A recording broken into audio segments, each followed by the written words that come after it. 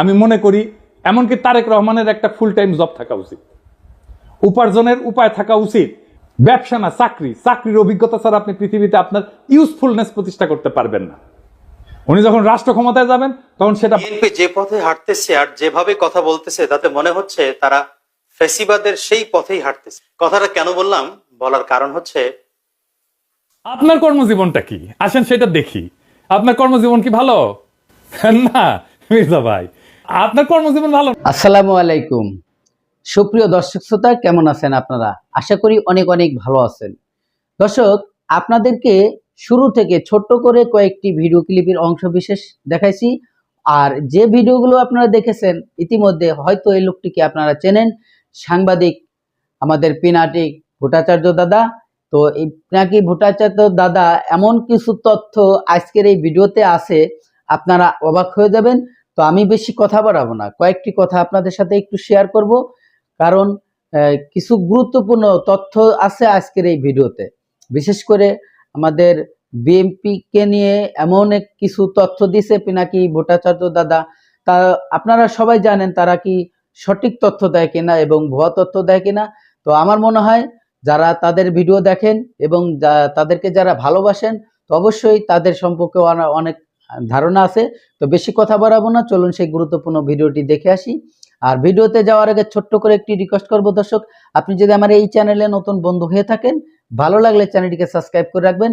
আর সবার আগে ভিডিওটি পাওয়ার জন্য বেল আইকন ক্লিক করে দেবেন, যাতে সবার আগে আপনার কাছে ভিডিওটি পৌঁছে যায়। তো আমি বেশি কথা বাড়াবো না, চলুন একটি ভিডিওতে লাইক দিয়ে ভিডিওটি শুরু করে দিই। আমি মনে করি এমনকি তারেক রহমানের একটা ফুল টাইম জব থাকা উচিত, উপার্জনের উপায় থাকা উচিত। ব্যবসা না, চাকরির অভিজ্ঞতা ছাড়া আপনি পৃথিবীতে আপনার ইউজফুলনেস প্রতিষ্ঠা করতে পারবেন না। উনি যখন রাষ্ট্র ক্ষমতায় যাবেন তখন সেটা বাদ দিবেন। মানুষ যদি দেখে উনি কিছু করেন না, তাহলে রাজনীতি করেন, তাহলে মনে হবে যে আমিও রাজনীতি করব, কিছুই করব না। এবং মানুষ কি মনে করে আসলে আপনাদেরকে, পলিটিশিয়ানদেরকে মনে করে আপনারা সামনে দিয়ে চলেন। এটা আমার কথা না, একদম জনগণের কথা। আমি দেখাই দিতেছি, শুনেন, দেখেন কি বলে। একটাও কাম করে খায় চাঁদা উড়ে খায়। ছোট নেতা চাঁদা উড়ায়, বড় নেতা মালিক হয়ে যায়। সব নেতা চলে 4,000 টাকা দিয়া। কোন নেতা কাম করে কইতে হবে যে আমি কাম করি না ভাই? সব নেতারা খায় 4,000 টাকা। 4,000 টাকা খাইয়া সব নেতার সংসার চলে। আর বাচ্চা কাছে পড়ালেখা করে 4,000 টাকা দিয়া। ওরা সংসারে যে মার্কেট করে, টাকা পয়সা দিয়ে মার্কেট করে, যে পানিটা কিনে খায় 4,000 টাকা দিয়া। 4,000 টাকা ছাড়া সংসার চলে না। ওরা চিকিৎসা করতে যায় বাইরে বিদেশে চিকিৎসা করতে যায় 4,000 টাকা দিয়া। আপনি খোঁজ নিয়ে দেখেন, যত বড় নেতা হোক এই 4,000 টাকা খাইয়া নেতামি করে। প্রত্যেকটা নেতা 4,000 টাকা খায়, প্রত্যেকটা কর্মী 4,000 টাকা খায়। কোন দলে সাদাবাজ থাকবো না বাংলাদেশে। 4,000 টাকা খাইয়া এরা রাজনীতি করে। এখন চাঁদা বন্ধ হইলে রাজনীতি কেউ করবে না। চাঁদা বন্ধ হয়ে গেলে রাজনীতি কেউ করবে না। যে ধান্দা নাই, রাজনীতি করবো কেন? কাম করে খাই। চাঁদাবাজি আছে জড়িত, আপনি খোঁজ নিয়ে দেখেন ভালো মতন। দেখেছেন, রেসপেক্ট করে না তো পলিটিশিয়ানদেরকে। কেন করে না? কারণ আপনাদের মনে করে আপনারা চান্দা দিয়ে চলেন। বিএনপি এখন একটা সন্ধিক্ষণে দাঁড়ায় আছে। সামনে দুইটা পথ, একটা আত্মধ্বংসের আর একটা নবজন্মের। আপনি যদি রাজনৈতিক দল হিসেবে জনগণের কাছে ফিরে আসতে চান, তাহলে এই মুহূর্তে আত্মসমালোচনা, কাঠামোগত সংস্কার এবং র্যাডিক্যাল চিন্তার সাহস দেখাইতে হবে। বিএনপি যদি ভাবে তার পুরনো কাছে ফিরে গিয়ে ক্ষমতা ফিরে আসবে, তার দিবা স্বপ্নের বেশি কিছু না। আবার দেখেন, বিএনপি অফিসে কে বা কারা ককটেল মারছে, এটা অতি জঘন্য কাজ হয়েছে, কিন্তু এর রিয়াকশন দেখেন।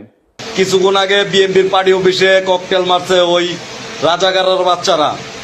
এই সরকারকে সাবধান করে দিতেছি, কয়ে দিলাম, অতিরিক্ত বাড়াবাড়ি করলে সরকার, আমরা বয়সী সরকার নামাইতে 10 মিনিট সময় লাগবো না।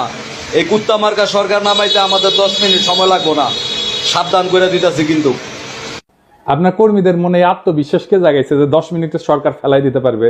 হ্যাঁ, এতই হেডম। তা হাসিনার চোদনে বাংলাদেশের মানুষ 16 বছর ছিল কেন? এই সরকারকে বিএনপি বসাইছে। তো আপনারাই যদি বসাইছেন, তাহলে আপনারা এই সরকারের ব্যর্থতার দায় নেন। বিএনপির কিছু কর্মীদের কথা আর কি বলবো, এরা মনে করে কাউরে গালাগালি করে আসলেই তার রাজনৈতিক কর্তব্য পালন করা হয়। রাজনীতি শিখাইতে পারেননি নিজের কর্মীদেরকে, কোনটা রাজনীতি কোনটা রাজনীতি না, রাজনীতি কেমনে করতে হয় সেটাও শিখাইতে পারেন নাই। আমি মাঝে মাঝে কমেন্টগুলো দেখি, আপনাদের দেখাই। এই ভিডিওটা আপনারা দেখেছেন না? তারেক রহমানের বিরুদ্ধে যত রকম অপপ্রচার আছে সেগুলো ডিবাঙ্ক করা হয়েছে, মানে সেগুলোর বিরুদ্ধে বলা হয়েছে এবং সেগুলো দেখানো হয়েছে যে এগুলো অপপ্রচার আমি করেছি। আমি সেখানে এসে বিএনপি কর্মী গালাইতেছে, সে ভিডিওটা দেখেই নাই, থাম্বনেল দেখেছে। ওরে কেউ বলছে বা নিজেই বুঝিছে পিনাকির ভিডিও যা যা বিএনপির বিরুদ্ধে আছে তার নিচে গালাগালি করে আসবে। খবরদার ভিডিও কলে দেখবে না, ভিডিও দেখলে পিনাকি ডলার পাবে। তোমরা ভিডিও দেখলে ওই এত বড় লোক হবি যে হাইগার ডলারে পাচা মুসবি ওই আইসা থামনেল দেখিছে আর কপি পেস্ট মারিছে। এইগুলাই হইতেছে বিএনপির সমস্যা। এইগুলা চলে হুজুগে, ওই যে হুইনা মুসলমান আছে না, এগুলো হুইনা বিএনপি। আর এদেরকেই বিএনপি কন্ট্রোল করতে পারতেছে না। দেখেন কি বলে বিএনপির নেতা, রাজনৈতিক সংগঠন জামাত শিবিরকে উৎখাত করেই ছাড়বে। সে তার নেতার পক্ষ থেকে ব্যর্থহীনভাবে বলতেছে এই শাহজাদপুর, এই সিরাজগঞ্জের মাটিতে জামাত এবং এনসিপি নেতাদের কবর রচনা করা হবে। শুনেন,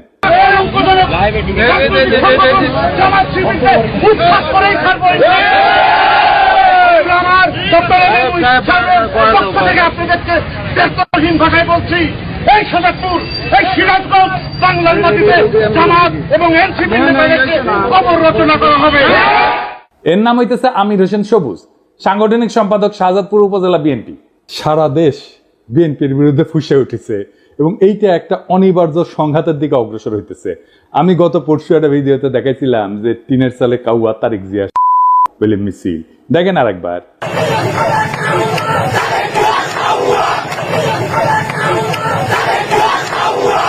আজকে দেখেন একের পর এক মিছিল।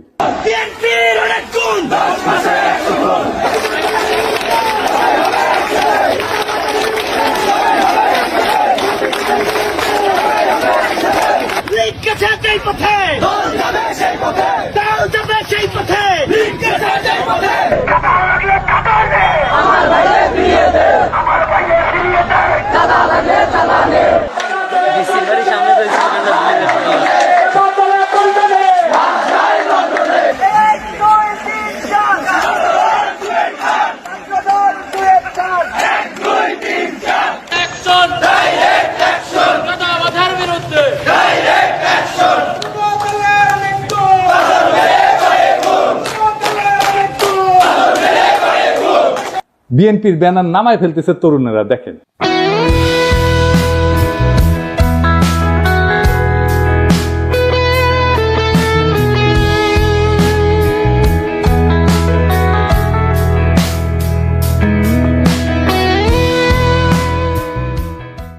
এটাই হইতেছে বিএনপির 11 মাসের অর্জন। তারেক রহমান বলছেন অন্যায়কারী যেই হোক আমরা প্রশ্রয় দেব না। বরাবর আমরা বলেছি অন্যায়কারী আইনের দৃষ্টিতে তার বিচার হবে। দলের সাথে তার কি সম্পর্ক কিচ্ছু যায় আসে না, তাকে দল কোন রকম প্রশ্রয় দিবে না কেউ যদি কোনো অন্যায় করে থাকে। খুব ভালো কথা, কিন্তু গ্রেপ্তার করলে থানা ঘেরাও করে আসামি সিনাই নিয়ে যায় কেন বিএনপি? এটার উত্তর তো তারেক রহমানকে দিতে হবে। একটা দুইটা না, শয়ে শয়ে এডিটর সাহেব বিএনপি থানা ঘেরাও কিওয়ার্ড দিয়ে সার্চ দেন তো, দেখেন কত জায়গায় থানা ঘেরাও করে বিএনপি আসামি ছাড়াই নিয়ে যাইতেছে। শুধু কি তাই, বিএনপি নেতারা প্রকাশ্যে বলিছে কাউকে গ্রেপ্তার করতে আমাদের অনুমতি নিতে হবে, নইলে থানা ঘেরাও। মানুষ এদেরকে পুলিশে অ্যারেস্ট করতে হলে আমাদের কাছে অনুমতি নিয়ে করতে হবে। এর বাইরে যদি একটা মানুষকে গ্রেফতার করা হয় আমরা থানা ঘেরাও করব সবাই মিলে। আপনারা মব করে ফেনা তুলতেছেন, কিন্তু আসল মব তো আপনার দলের লোকেরা তৈরি করতেছে। শোনেন কি অবস্থা। প্রতিদিন আমাদের 30,000 টাকার মতো সে নিতেছে। আমি জেনেছি যেটা যে মালিক সমিতির কাছে তারা 5 কোটি টাকা চাঁদা চেয়েছে। এক যুবদল নেতা যাত্রাবাড়ির নাম ফাহিম, আতর্কিতভাবে কয়েকজন লোক আসলো, আয়সা গাড়ি আতর দিয়া দামদম পিড়াইয়া চলে গেল। বাইরে থেকে একটা ইটা মারে, গ্লাস ভাঙ্গে আমাদের শরীরে, বাল বাচ্চাদের শরীরে পড়লে অনেক উইন্ডো জায়গা, এই জন্য আমরা আতঙ্কে যাইতেছি। আমাদের ভোগান্তি হইতেছে, আমরা রোগী নিয়ে যাইতে পারতেছি না, অনেক সমস্যা। এর বিশ্বাস চাই আমরা। একটা মানুষ ফ্যামিলি দোলাই পার নেমে যেতে ওখান থেকে আবার যাত্রাবাড়ি করতে হইব, তাদের ভোগান্তি না। এই পরিস্থিতি আমাকে জানে কোনো নিরাপত্তা নাই, সেজন্য আমাকে ঢুকতে দেয় না। আবার কয় গাড়ি লিয়ে আসলে 5,000 টাকা জরিমানা দিয়ে এবার গাড়ি নিবি। এই ডরে আমরা গাড়ি যাত্রাবাড়ি যাই না, আমরা দোলাই পাতে ঘুরে আসি। দুই রকম কথা বললে তো হবে না। আপনারা তো আইন শৃঙ্খলা পরিস্থিতির অবনতি ঘটাইতেছেন, আপনার দলের লোকজনই ঘটাইতেছে। আপনারাই বলেন মব, আর এটা কি থানা ঘেরাও? এটা মব না। আপনার দলের নিজেদের ভিতরে মারামারিতে গত 6 মাসে 43 জন মারা গেছে। নিজের দলের ভেতরে মারামারি থামাইতে পারেন না, প্রফেসর ইউনূসকে দোষ দেন। আবার দেখেন তারেক জিয়াকে নিয়ে সন্তান বন্ধ কথা বলছে, তাই ছাত্র দল নেতা সদল বদে যায় বয়োবৃদ্ধ পিতাকে শাসাইতেছে। সকাল 10টা পর্যন্ত সময় বেঁধে দিচ্ছে, এর মধ্যে ক্ষমা না চাইলে যে জায়গায় পাই আমরা বিচার করবো বলে হুমকি দিচ্ছে। শুনেন, আচ্ছা বাড়িতে থাকে না, আপনার মাস্টার মানুষ, আপনারা সম্পূর্ণ শ্রদ্ধা দিয়ে কইতাছি। হ্যাঁ, এই যে আপনার মাস্টার, আপনি মাস্টার, আপনার ছেলে তারেক রহমানের গালিগালাজ করে, তারেক রহমানের এই ছেলে, এটা কাকা আমি আপনাদের বলবো। আচ্ছা কাকা, আপনি 80 সালে বিএনপি করেন, আমার বাবা আমলি করতো, সমস্যা নাই, কিন্তু তারেক রহমানের নামে যে এই ধরনের কথাবার্তা গুলো লেয়, তখন আমরা তো মনে করেন যে আল্লাহ নবীর করে তারেক রহমানের মানি, বাপদাদার চেয়ে বেশি মানি। এখন বিষয়টা হচ্ছে গিয়া উনি তো কোনো অপরাধ করে নাই, ওনারা এই যে গালিগালাজ করেছে বললো যে আমি একটা কথা শুনেন, আপনার ছেলেরে ফোনটা কইবেন যে সুলতানের রায় ছিল কালকে সকাল 10টার মধ্যে তার টাইম, কালকে 10টার মধ্যে যাতে ফেসবুকে যেটা লেখছে এটাতে কয় যে ভুল করছে, ভুল স্বীকার করে কাকা, যদি ভুল স্বীকার না করে এর বিচার কিন্তু আমরা মনে করেন যেই জায়গায় পাই আমরা বিচার করে দিব কাকা, যদি আমরা ব্যর্থ হন কাকা। আর বৃদ্ধ পিতা হাত জোর করে ভয়ে কাঁদতে শুরু করছে, বারবার বলতেছে সন্তান ক্ষমা চাইবে। যে নেতায় কাণ্ড ঘটেছে সে বারবার বলছে যে সে এর কারণে সে বহিষ্কার হইতে পারে, কিন্তু এটা তার কিছু যায় আসে না, কারণ জানে বহিষ্কার হইলে তার দল বহিষ্কার প্রত্যাহার করবে আমাদের অগোচরে, এটা সময়ের ব্যাপার, বহিষ্কার কাগজের ব্যাপার। এইবার শুনেন, এটা আমি লাইভে আছি কাকা, একদম মনে করেন যে সারা বাংলাদেশে দেখতেছে আমার নেতা একটা মানুষ দেখতে পারে, আমার বহিষ্কার করতে পারে, আমার কোনো আপত্তি না। বিএনপি মনে করেছে যে সবকিছু আগের মতো থাকবে, শুধু যায় রাষ্ট্র ক্ষমতায় বসবে, তারা ধপাস করিয়া ক্ষমতায় বসে রাষ্ট্রযন্ত্র দিয়ে গুন্ডামি থামাবে, আর সবকিছু ঠিক থাকবে, পুরা ফ্যাসিস্ট কাঠামো ঠিক থাকবে, শুধু ক্ষমতায় থাকা লোকগুলা বদলাবে। তাইলে তো তাকে আওয়ামী লীগ হয়ে দেশ চালাইতে হবে, পুরা রাষ্ট্র কেমনে চলবে এটা তো হাসিনার ইন্ডিয়া বসে ঠিক করেছে, সেভাবে বানাইছে সবকিছু, সেটা ঠিক রেখা বিএনপি তার মতো দেশ চালাইতে পারবে না? পারবে না। বিএনপিকে এই রাষ্ট্রকে র্যাডিক্যালি বদলানোর চিন্তা করতে হবে। এই বিএনপির 31 দফা অতি দুর্বল রাজনৈতিক কর্মসূচি, আমি শুধু কয়েকটা দেখাইছি, পুরাটা ইচ্ছা করে মায়া করে দেখাই নাই, উচ্চ কক্ষ নিয়ে দেখাইছি না। এত দুর্বল, আপনাদের চিন্তাই ঠিক নাই, আপনাদের রাষ্ট্র নিয়ে সিরিয়াস কোনো চিন্তা নাই, আপনার ক্রিটিসিজম ইন্টেলেকচুয়ালি ডিফেন্ড করতে পারেন না, গালাগালিতে নামায় দেন কর্মীদেরকে। আমি বলতেছি পারবেন না এইভাবে পারলে হাসিনাই ক্ষমতায় থাকতো। হাসিনার একটা বিশাল ইন্টেলেকচুয়াল বাহিনী ছিল, ইন্ডিয়ান ইন্টেলিজেন্সিয়ার ফুল সাপোর্ট ছিল, আপনার কিছু নাই, বাস্তবিকই কিছু নাই, দেখাই দিলাম হাতে নাতে। আপনাদের রাষ্ট্রচিন্তকদের আমার সাথে ডিবেটে বসায় দিয়েন, 5 মিনিটে রণে ভঙ্গে দিবে, টিকতেই পারবে না কোনো আলোচনায়। এটা অহংকার না, এটা রিয়েলিটি, মেনে নেন এই রিয়েলিটি। শেখ মুজিব কইছিল না শরদ্দীর বদিগার, রিয়েলিটি মেনে নাও ভুট্টোরে, আপনাদের রিয়েলিটি মেনে নিতে হবে। তাহলে বিএনপির কি করা দরকার? আমি বিএনপি করলে আমার বিপুল কর্মী বাহিনীর কর্মসংস্থানের জন্য কাজ করতাম। আমি প্রফেসর ইউনূসের সাথে বসে বলতাম, স্যার আমার 1 কোটি কর্মী আছে, এদের কাজ দিতে হবে, বুদ্ধি দেন, সাহায্য করেন। এদের লিস্ট করতাম, অর্গানাইজ করতাম, ট্রেন করতাম, ফান্ড জোগাড় করে দিতাম, তারপর এসএমই স্মল মিডিয়াম এন্টারপ্রাইজে কাজে লাগাই দিতাম। এরা চান্দাবাজি করে, কারণ কাজ নাই, কাজে ঢুকাই দিতেন, সবকিছু বন্ধ হয়ে যেত, দেশেরও উপকার হইতো। এদেশের জনগণ নতুন কিছু চায়, নতুন রাজনৈতিক কল্পনা, নতুন নৈতিক নেতৃত্ব, নতুন র্যাডিক্যাল চিন্তা। যারাই নতুন চিন্তাকে ধারণ করবে তারাই ভবিষ্যতের নেতৃত্ব দিবে। একজন প্রকৃত রাজনৈতিক নেতা শুধু বক্তৃতা দেন না, কর্মীদের কাজ দেন, শুধু ভীষণ দেন না, সেই ভীষণ বাস্তবায়নের গাইডলাইনও দেন। যদি আপনার দলের কর্মীরা আজকে হুজুগে চান্দাবাজে পরিণত হয়ে থাকে, তাহলে তার দায় নেতৃত্বকেই নিতে হবে। তারেক রহমানের উচিত এখনই জব হোল্ডারদের মতো আচরণ শুরু করা, তাকে একজন ওয়ার্কিং স্টেটসম্যান হতে হবে, শুধু প্রবাসী ভবিষ্যৎ প্রধানমন্ত্রী না। বিএনপির সামনে এখন 3টা বড় কাজ: নিজের কর্মী বাহিনীকে প্রশিক্ষণ দিয়ে উৎপাদনমুখী কাজে লাগানো, র্যাডিক্যাল স্টেট রিফর্ম পরিকল্পনা নিয়ে জনগণের সামনে হাজির হওয়া, আর 3 নাম্বার দলে থাকা ডিজিএফআর চাঁদা খাওয়া, রয়ের টাকা খাওয়া, নব্য দালাল, বেকার, অনলাইন কুতুবদের চিন্তাহীন দৌরাত্ম্য থামানো। এই রাজনৈতিক বিশৃঙ্খলা, ছিন্নমূল নেতৃত্ব আর চিন্তাহীন কর্মী নিয়ে রাজনীতির পরিণতি একটাই, নতুন করে একনায়কতন্ত্র আর গভীর বৈদেশিক হস্তক্ষেপ। বর্ষা বিপ্লবের চেতনাকে গণতান্ত্রিক কাঠামো থেকে তাড়াই দেয় এক ব্যক্তির ভাবমূর্তি কেন্দ্রিক প্রজেক্টে পরিণত করা। আপনারা যদি সত্যি শহীদ জিয়ার উত্তরাধিকার হন, তাহলে শহীদ জিয়ার মতো করে রাষ্ট্র গঠনের স্বপ্ন দেখে মাটি কামড়ায় জনতার ভরসা অর্জনের রাজনীতি করে, না হলে ইতিহাসের ডাস্টবিনে আপনাদের জায়গা হবে।